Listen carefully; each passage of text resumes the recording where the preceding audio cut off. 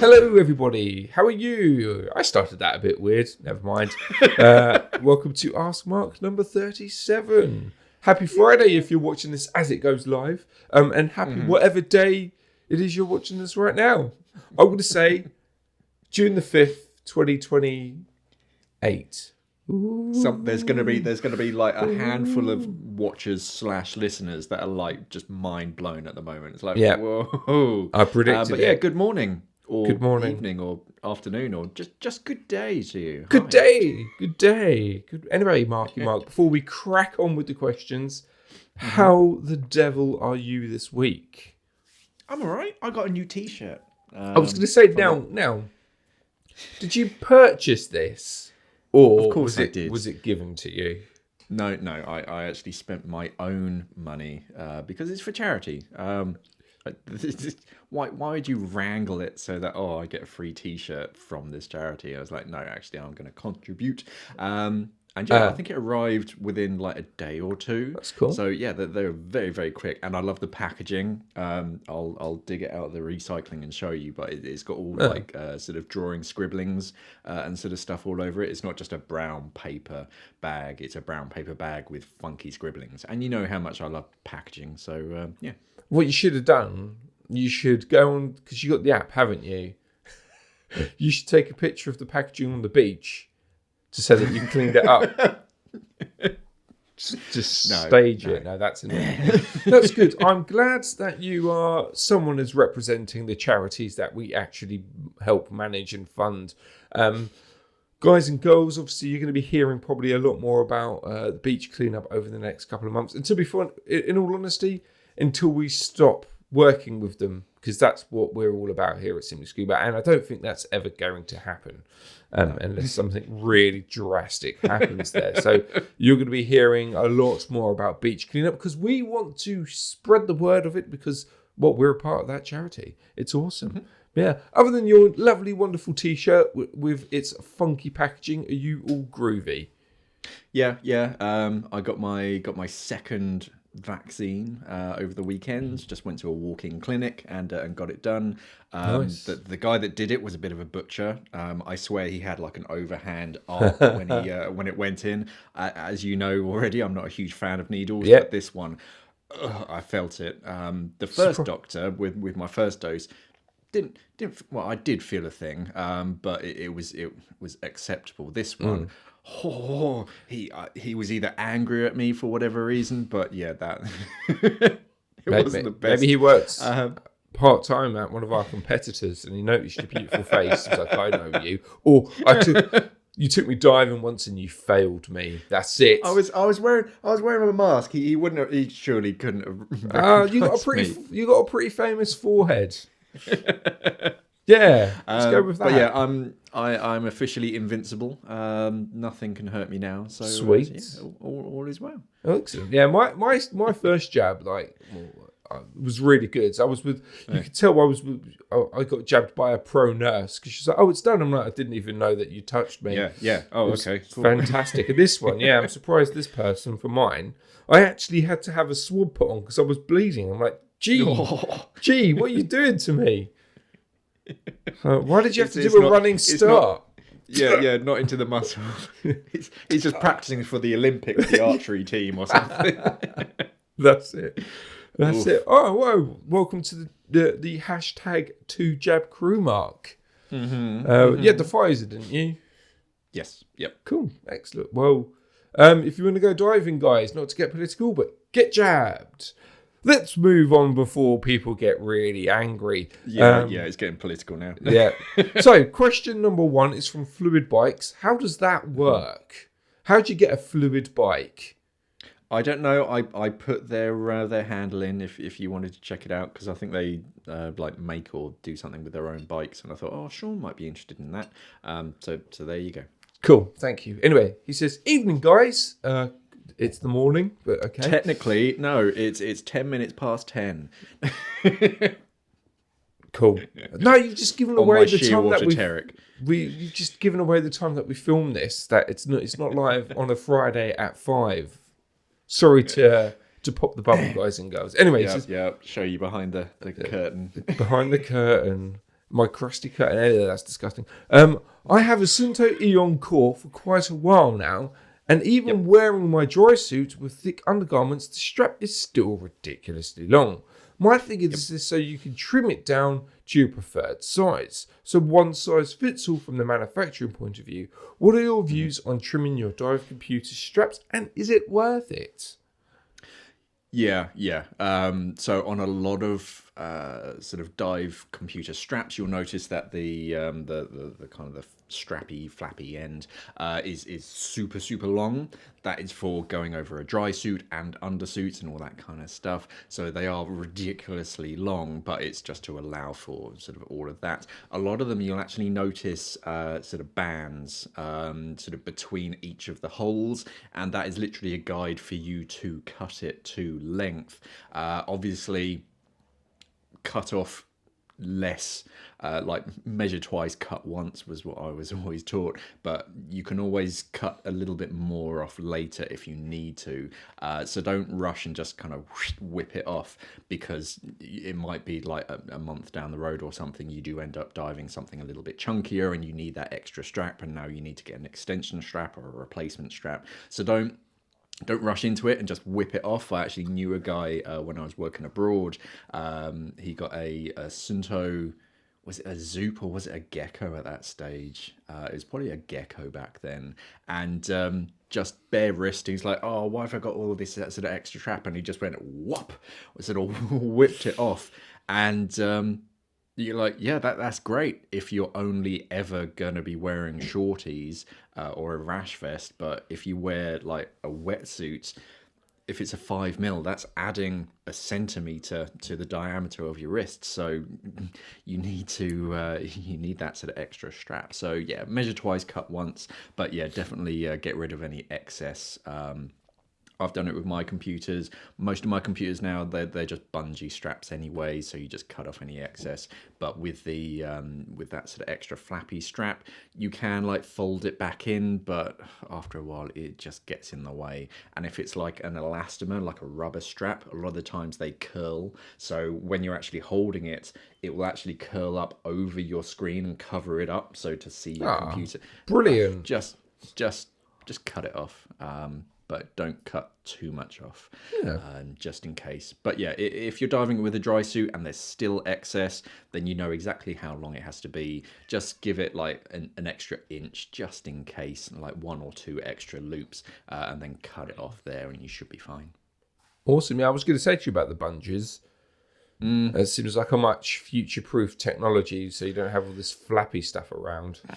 It's so much easier, and it's reliable. It's the same as bungee heel straps on your fins. If you've got like a bungee wrist mount, then it automatically adjusts to how your wetsuit or your dry suit compresses as you dive down, because you've got that elastic bungee, and you can like adjust it. So I actually have on my Perdix, I have 2 sort of knots in the bungee. So I have one that goes over my wetsuit. And no, correction, I have one that goes over my dry suit. That's kind of the longest it is. But then if I go to sort of somewhere sunny where I'm just bare-wristed or just over like a thin wetsuit, then I tie another knot in it just to shorten it that little bit. But yeah, bungee makes it so much easier. But if you do have any excess, just cut it off. The only downside is if you ever plan to resell it, that's gonna sort of, you're gonna get less for it and less interest, because some people might be worried. So put in the listing that you cut it to a dry suit with an undersuit, and that kind of puts them at ease. But replacement straps, they're not bonkers expensive, so it's not the end of the world, but it might be worth investing in that if you are planning to ever sell it. Awesome. Cool. Nice one. Sweet. Right. So question 2 is from Neil. He says, hello. I've recently purchased, because my dyslexia was linking purchase and Apex together. Jumping ahead. I was jumping ahead. I've recently purchased an Apex VX1 mask from you. Thank you very much. Just a quick question.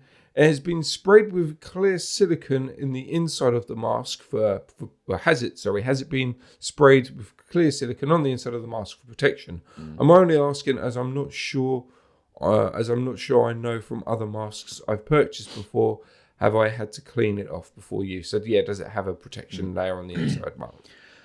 So, yeah, brand new masks, they do have a film or like a residue, usually on the inside and the outside. The best explanation I've had is that it's a release agent, especially with frameless design masks, because you have the glass and then you have the silicone sort of injection molded onto the glass. So then to release all of that from the mold, they spray in this release agent. The release agent, it gets into all the tiny microscopic little sort of crevices inside of the glass, because when you look at it at like a microscopic level, it's not completely flat. There are like crevices and things. And what that does, that release agent, it just allows water to condense on the glass that much easier. So, of course, they fog up when they're brand new. So there are a few different techniques ranging from, I've seen people use like potatoes. I don't know. I don't think I've ever tried it using a potato. Toothpaste is a very classic one. And you can use a cigarette lighter, which I've never been a fan of. I've seen people do it. I know it works, but it's just so dangerous. You can like damage the silicone. You can change the tempering of the glass. So I've never really liked that method. Obviously, it's important to make sure that you contact the manufacturer of your specific mask, because if you've got the UV cut of this mask, or if it's a like an atomic with the what's it called, the ARC, the arc coating, that's actually on both sides. So if you're using like an abrasive toothpaste or something like Buff, which has those little granules in it, it can actually damage the coating or damage the glass. So you want to be very, very careful with it. Apex, for their masks, their VX1, they actually recommend I think it's a pH neutral dish soap, something like Sanex. Just these like the solid soap with a bit of a towel. They've done a video on YouTube, you can look it up, and then just put it on the inside. There's no sense in doing the outside, because the outside can't fog up. You've got the water on the outside, so don't worry about that. And just be very, very gentle, especially with coated masks. If it's got any kind of special UV coating or like mirrored finish to it, be incredibly sort of gentle with it, because you can damage that coating. And if you have polycarbonate plastic lenses, not tempered glass lenses, be just unbelievably careful with them, because it scratches so much easier than glass. Glass is relatively tough, especially for the mask that we use whilst diving. But if you're using like a plastic lens, like if you've got a full face mask, first thing is full face masks don't even need defogging, because they defog themselves. But if they have a plastic sort of lens to it, that will scratch in an instant, so be very, very careful with them. But for the VX1 mask, yeah, there is a video on Apex on their YouTube, so just check that out. But it's just a pH neutral dish soap, and that just helps to remove that residue.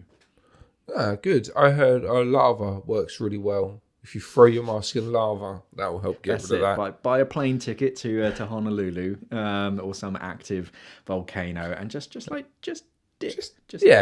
dip. I guarantee you someone has not tried that before. So we can't confirm whether that works or not. If you live near an active volcano and you have a mask, don't do it. Film it and then send it to us. But we hold no responsibility if you die or fall in or anything, and we will not replace your mask. No. Sweet. Have you got any other tips? I mean, you pretty much covered everything there, but you never know. There might be someone out there that might go, unicorn tears are really good at getting. I imagine it's good for a lot of things, a unicorn tear. Yeah, exactly. Exactly. But yes, let us know your thoughts and your tricks and tips in the comments below. Maybe the water from the Holy Grail from the Last Crusade. I mean, it sorted Sean Connery's bullet wound out. That's true. Yeah, so it depends. Well, no, the cup's gone, hasn't it? It fell down. It has to be from the right cup. Oh, it did. It did. The blonde lady dropped it. And she fell down. Dropped it. Oh, yeah. Never mind. It was a sad documentary, that. Yeah, it was. Discovery, mate. They went really dark on that. Anyway, let's go to the next question. It's from Missy. Sorry, I meant Mum. That's to all my Bill and Ted family out there. They'll know that joke. Anyway, Missy says, hello. Don't shrug it off. You should watch one of the good movies. It says, It's anyway, been a long time since I've seen a Bill and or Ted. Mine was like about 2 days ago. Anyway, hello. I have a silly question. Awesome. That's what we like to hear here at askmark. We're wearing a back plate and wing single tank OC setup. Where do you secure your octo? Right now I bend it, oh dear, and I put it in the D-ring. But I think over time it will ruin the hose. Ding, ding, ding, ding, ding. I don't want to clip it and have it look around because I hate things dangling. And then they put hashtag floppy snag hazard. I'm guessing they meant hashtag floppy snag hazard. Ooh, but we're not going to hold that to you, Missy. Yeah, that's a very different hashtag. Yeah, a floppy snag hazard is something that's for Simply Scuba After Dark. Mark touches Sean's floppy snag hazard. No, let's not go down that road. So yeah, where to store your octo or your alternate air source? So I put mine in a necklace. So I long hose primary donate. So my long hose is, if it's on a single cylinder, it's like 150 centimeters. If I don't have my 150, I use my 2.1 meter hose. It goes down my back, loops up, sort of tucks underneath something under my my belt. Usually a retainer or a dive knife, and then back up in front of me, around behind my neck, and then into my mouth. My alternate, my sort of octo as it were, sits on a short hose. I think it's only 60 centimeters long, and that goes into a necklace, so it just sits right underneath my chin, so that if I need to donate, my primary comes out because I know that one's working. I get that out, I kind of duck my head, and then the hose comes over the back of my head, and that goes to my buddy. They then have 2.1 meters of plenty of hose to sort themselves out, and I can switch to my alternates really quickly and easily because I've just taken a nice big breath. I've got plenty of time. They've run out of air. They need it, so boom, there you have that. I swap to my my alternate. Alternatives. Yeah. Alternatives. Yeah, I mean, you could sort of get an octo clip or something and kind of fit a D-ring to your hip, but that's a bit naff. People love octo clips, mate. The best divers love octo clip. The best divers octo clip. The greatest video we ever released this year. There has been a lot of interest in that video, and we're not entirely sure why. No. But hey, yeah, you could do that. It's still quick release. If it's on a bolt snap, you could sort of put it onto a D-ring, but then that's an extra fiddly thing to have to undo to be able to donate it. Another thing that you could do is have your primary as a primary donate, and then swap to like an Air 2 if it's fitted to your BCD. But my first port of call would be to look into like a long hose primary donate, and then have your octo just in a necklace, or just have a long hose octo in a necklace, because a lot of them are still quick release. If you have I can't remember who makes them, but it is basically like a silicone loop with just like an octo clip, and the mouthpiece kind of fits into that. It sits in a necklace, and then if you do need to deploy it, you can just pull it out and donate it. But really, just long hose primary donate, and then have your alternate in a necklace. That's the way I do it, and it definitely works. It's practical and it's safe, in my opinion. There we go. Awesome. Guys, how do you eat yours? How do you set up your octo? Let us know in the comments below. Do you use the necklace? Do you bend the hose? Are you a hose bender? Hashtag team hose bender. Don't know if I want to put that hashtag in there. It's bad enough. Hashtag floppy snag hazard. Anyway, yeah. Anyway, let us know your thoughts down below, please. So the next question is from channel regular Cheesy Pops. Hello, Cheesy Pops. Cheesy Pops. She says, "Heyo, Mark and Sean. What up, dude? I have a question. Hello. What's the best position to their words? What is the best hand position for best trim to be perfectly streamlined? Hands together in front of you, or hands in front but not together? And what angle should your elbow and shoulder be at? What position should your hand, elbow, and shoulder be in? So trim, positions, hands. The kind of the classic Superman. Yeah. I mean, for ultimate like streamlining, I imagine like flat down by your sides. Just chop your arms off. There you go. Problem solved. Yeah, they are a bit superfluous unless you want to, do stuff with your hands. But it's overrated. I mean, mine typically sort of sit out in front of me. But if I usually have like side-mounted stages, then it's more just because you can't really put your elbows down. But yeah, I typically sort of dive like that. That way it's kind of out in front of me. My elbows are kind of, like cat's whiskers, tell them how wide they can fit through a gap. If I got sort of side-mounted stages, then I know that if something's going to bump into, you can gauge where your elbows are. And as long as that can fit through the gap, then your stages are going to fit through. I think just on diving on singles, I might just sort of tuck my arms and sort of cross them sort of in front of me just to like maintain body heat and whatnot. I'll just do sort of that or something. But yeah, I don't think it matters that much. I don't think there's like a huge amount of drag created if you're that sort of streamlined or something, then yeah, sort of straight down, try and make yourself as straight like an arrow, or like literally sort of straight out forwards like an Olympic diver or something, sort of cutting through the water. But yeah, it's just whatever's comfortable, because if you're going to be like straining yourself, then yeah, after a long dive, you're just going to be knackered and you need your shoulders for all sorts of work after the dive. So I just tend to sort of, where it's comfortable, just kind of like sit it out like in front of me. And then your hands are sort of exactly where you want to. Your dive computer, you can just glance and see what's going on. Your compass as well, you can naturally navigate. So yeah, I think I'm usually in that sort of position. Yeah. Cool. Awesome. Nice one. My position is it's called the yo-yo.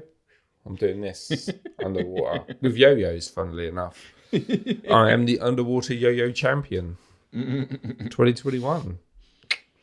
We were going to do a daily scuba news on it, guys, but we don't do that anymore, so we had to miss out on my yo-yo championship, underwater yo-yo championship. Cool. How do you position yours? How do you position your trim in the water? Are you where are your hands in the water? Yeah, are you a Superman? Are you holding on to your buddies so they can just push you or like pull you, and you just chill? You know, just dabbing. Yeah, no, that's what all the kids are doing nowadays. But they just end up swimming in circles. Mark, no one dabs anymore. I don't know what they do, but I'm pretty sure dabbing's not a thing. Yeah, it's not flossing or something anymore. I could floss, mate. I was well proud that I flossed. All my nieces were like, I can't do it. And I'm like, do it. I'm cool. I can floss. Do it for our audience. Yeah, no. I'm not. I don't think I can. Hold on. Oh, hold on. Yeah. I've got to get back into the... There we go. There we go. Just got to... It was a bit rusty. Oh no! I'm so sorry to everyone listening to this on the podcast, because you did not get to witness that. Head over to YouTube and search for askmark #37. And you can watch me poorly floss. I was a bit rusty at first, but once I got the motion, mate, I got it. Anyway, what is the latest trend? Yeah. Is dabbing back? Is flossing back? Let us know down below in the comments, please. And let's quickly move on to question number 5 from Gal. Gal says, I'm diving an ordinary setup, regulator-wise. I was wondering why they make the primary regulator hose so long. It doesn't serve any purpose. It's a waste of material, and it's such a hashtag, a falapir, a snag, a hazard. Yeah. So most hoses leading from your first stage to your primary, they're normally about 75 centimeters long. I think that's like industry standard. And I think the thing is that hose, like 10 centimeters of hose, it costs peanuts. It's incredibly cheap, just to add like a little bit extra. And if you're diving like singles and you're like a really sort of big guy, you've got a dry suit on, like a big BCD as well, that just pulls the tank a little bit further away from your back, then you kind of need that extra sort of hose. But for a very slight diver, just wearing a rash vest and like a very thin like wing style BCD with a backplate or something, then yeah, you do have a lot of excess slack of hose. So yeah, just swap it over. If you just sort of measure the distance that you sort of actually need, then yeah, you can sort of swap that hose over for something a bit more, a bit shorter, less slack, so it's less likely to get caught on something. But yeah, I think a lot of it is just they don't want to give hoses that are too short. So I'd rather have too much instead of not enough. So if you sort of release your regulator out into the market, it's only got a 55 centimeter hose on something, it's going to work great for sort of smaller divers with a smaller frame and only diving in sort of like warm sunny waters, and they'll go, oh yeah, it's amazing. But then you'll get the sort of the big divers who are diving in dry suits in cold waters, and they say, well, I can't use this regulator because the second stage literally doesn't meet my mouth, and every time I turn it pulls the second stage out of my mouth. I need more hose. So I imagine they just want to they'd rather you have too much instead of not enough. But if it is a little bit too long, then yeah, there's a few things that you can do. You can get a shorter hose and swap them. They're relatively easy. You can't do it for every regulator, especially if you have a built-in swivel joint. A lot of those are like factory fitted, and it's not a standard 9 16th inch screw thread. But for most regulators, yeah, you can just swap it over pretty easy. I think it's 75 centimeters is the like industry standard. I could be wrong. It's been a long time since I've actually measured them. But yeah, if you do have a lot of excess hose, just swap it over for something shorter. Hoses aren't particularly expensive, but do keep your old one because they are quite handy sort of years down the line. Yeah, cool. I believe, because I've just listened to I hadn't just listened to it podcast, but it's all to do with the average. So when it comes to general clothes, sizes are done due to the average to cut costs or to make things cheaper. So I think probably what it is they've Paddy or the scuba diving industry have an average setup, and that is what that standard setup is, because no matter what size body shape you are, that setup will fit. Yes, it might be a bit too big. Yes, it might potentially, depending on how tall you are, might be a bit too small. But on average, that size that you get as a standard setup will fit your size and your body shape. Yeah, I think primaries tend to be about 65 to 75 centimeters long. Octos are about 90 to 100 centimeters long. SPGs are sort of about the same, sort of 80 to 90. And BCD hoses, it depends on the length of the corrugated hose and whether you're diving singles or twins. There's all these kind of things that you need to take into account. But yeah, it is actually pretty easy just to sort of swap over hoses. And I think it might affect your warranty, to be honest. I think I had this conversation years and years ago about swapping hoses, and I think technically, even though it's not covered by the warranty, because it might affect the performance marginally, some manufacturers can get a little bit sort of hoity-toity when it comes shirty. to sort of a bit shirty. People swapping their own hoses, but I do it all the time. My hoses are always custom. So, mate, well, yeah, you've got a new lawnmower, haven't you? And that's got a regulator hose on it, which I find a bit weird. My Flex Extreme. Anyway, yeah. Last question is from David, the man. David says, how difficult is it to change from Air 2 back to BPI? Really don't like the Air 2. To me, that's basically a complete foreign language, because I don't know what any of that is. There's a lot of like TLAs in there, a lot of 3-letter acronyms. So your BPI is your balanced power inflator. That's just like a standard inflator red button, grey button. Okay. I mean, this is all Scuba Pro at the moment. So red button inflates, grey button deflates. The Air 2 is the Scuba Pro Air 2, which is basically an inflator, but with a second stage octo built into it, so you can control your buoyancy, but you can also breathe from it as well. I remember that's seeing what I was them, talking about. Yeah.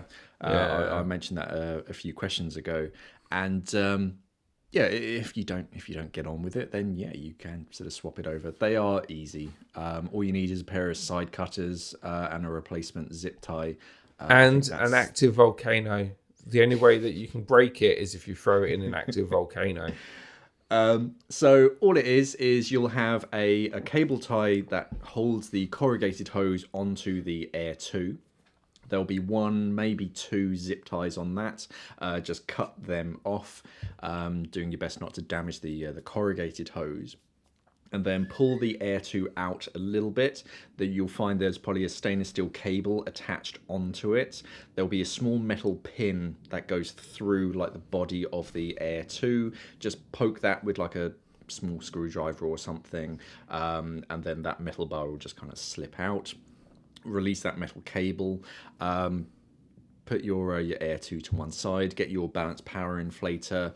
Put it back. That will also have two holes for that metal pin. So get the loop of the metal cable, put it over the metal pin, and then put it into position on the balance power inflator. Put that into the corrugated hose. Make sure it's facing the right direction. Some people like it sort of facing outwards with the buttons outwards. Some people do it to whatever, but do whatever you want. And then zip tie it. Pull it nice and tight. Cut the excess of that zip tie off. Cut it with a razor blade or something very carefully to make sure there's no scratchy corners on it. And you're good to go diving.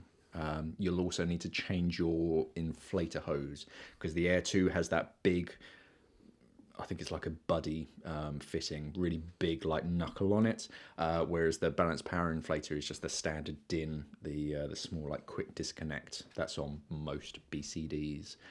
For the Air 2, you need that greater airflow from that buddy fitting. But otherwise, it is really easy. There's nothing technical to it. I've probably even done a video on it somewhere. If we have, it'll pop up. Yeah. There we go. On that excitement, that is the end of this Ask Mark. It's a bit weird, mate. Not half an hour in, roughly. Mm-hmm. I mean, obviously, there's going to be cuts and stuff, but we're knocking threes. Maybe 6 isn't the right. No, I'm not going to say that. 6 questions is enough. Thank you. 6 is lovely. Yeah, just like me. I can elaborate more if you really want me to. Maybe next episode. So that's it, guys. We're going to end the video there. If you've got questions, don't forget to use the hashtag askmark. Type your questions in any of our social platforms, but mainly YouTube and Instagram, and maybe we do check Facebook once a year, time to time. Yeah, it's not really that important. Let's be honest with you. Unless again, Internet Fusion. I always check on the hour, every even at night, even at night, mate. But no, seriously, whack in your question, whack in the hashtag askmark. We will find it and we will hunt it down, track it.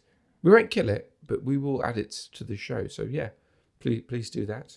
What else should normally talk about? Don't forget to buy stuff from our website. That'd be great. Cheers. We also have Teesprings. I see you. I know what you're doing. This isn't on Teesprings. I know that isn't on Teesprings, but go and buy some stuff on Teesprings, even though I've completely neglected it this month, and I really do need to home in on that. I've had other things to do, like sleep and stuff. And also as well, we are a part of 2 Minute Foundation. I don't ever talk about 2 Minute Foundation, so I ain't got a Scooby, but if you want to pick stuff up off you spend 2 minutes of your time clearing up the streets and the beaches where you live. This is the foundation for you, and I will hand over to Mark, who can elaborate more on that. Yeah. If you just search for 2minutes.org, then their website will pop up. They've got a few different channels, and there's the 2 minutes beach clean, 2 minute litter, 2 minute street clean. And 2 minute litter? You litter for 2 minutes? Okay. Yeah, they're hoping to offset so that it's always in like a perfect balance. No, it's for different environments. They're kind of arranging like sort of one group that focuses on the beach, one group that focuses on sort of streets, and then others like local parks and local areas and stuff. But it's basically where you just take 2 minutes of your time just to sort of collect what trash that you find in those 2 minutes and then dispose of it responsibly. Yeah, they have an online web shop that you can sort of buy stuff and donate to. Yeah, you can cut that out if you want, Sean. No. No. If that video of me flossing stays in, you saying website is staying in as well. Thank you.